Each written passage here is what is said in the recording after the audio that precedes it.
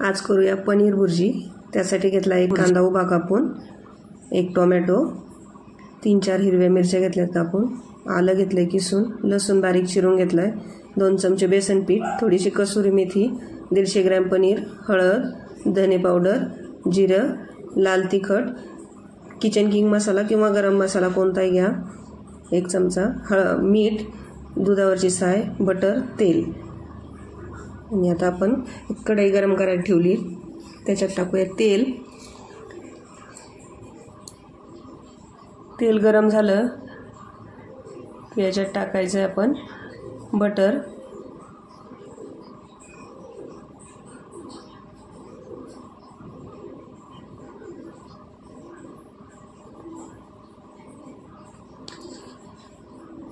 Butter छान वितळून घ्यायचे।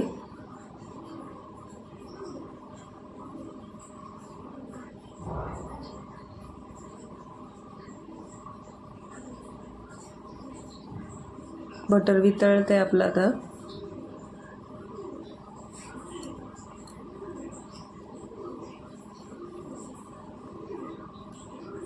पूर्ण बटर वितळलं की आता याच्यात टाकूया आपण 1 चमचा जिरं।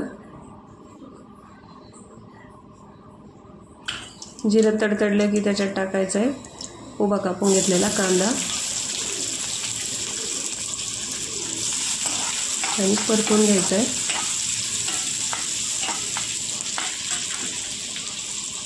कांदा थोडासा परतला की त्यात टाकायचं लसूण, आलं आणि परतून घ्यायचे।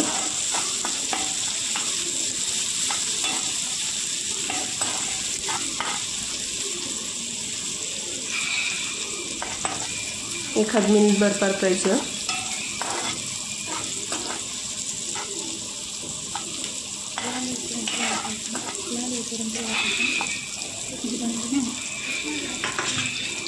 याच्यात आता आपण टाकूया बेसन पीठ।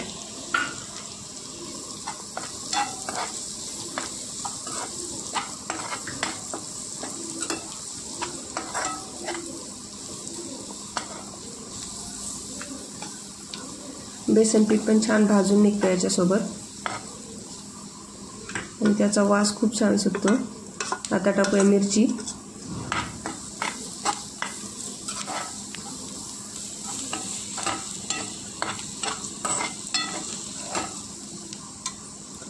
मिरची परतून झाली की टाकायचा टोमॅटो,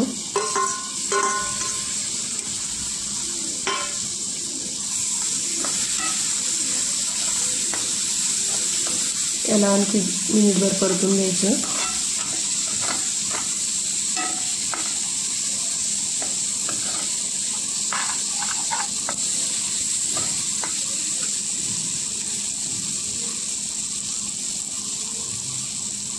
परतून झाले आता याच्यात टाकायची 1 चमचा हळद, 1 चमचा लाल तिखट किंवा तुमच्या आवडीनुसार, धने पावडर, किचन किंग मसाला किंवा गरम मसालाही वापरू शकता।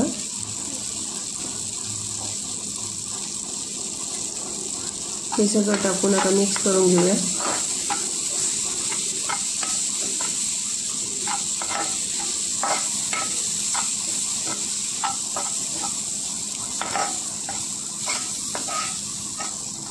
मिक्स झालं आहे आता याच्यात टाकूया थोडंसं पाणी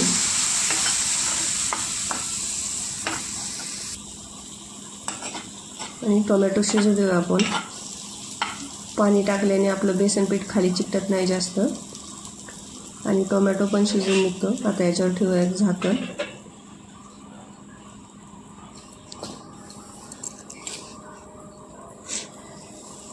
दोन मिनिटांनी बघूया उघडून, आपला टोमॅटो छान शिजला आहे।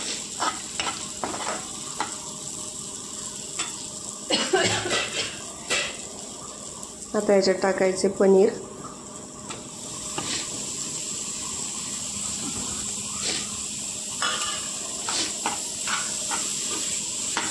पनीर टाकून छान मिक्स करून घ्यायचे।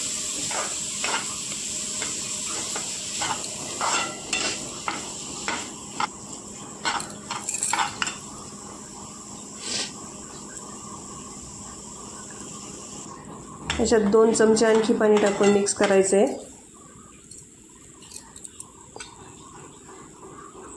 आणि आता याच्यात टाकूया दुधावरची साय जी आपण फेटून घेतली आहे व मिक्सरमध्ये फिरवून घ्या.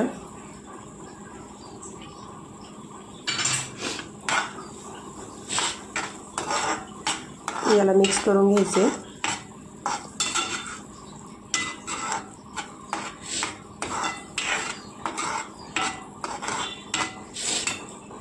आता हे छान मिक्स झाले. याच्यात टाकायचे चवीनुसार मीठ आणि कसुरी मेथी आणि मिक्स करून घ्यायचे. तयार आहे आपली पनीर भुर्जी.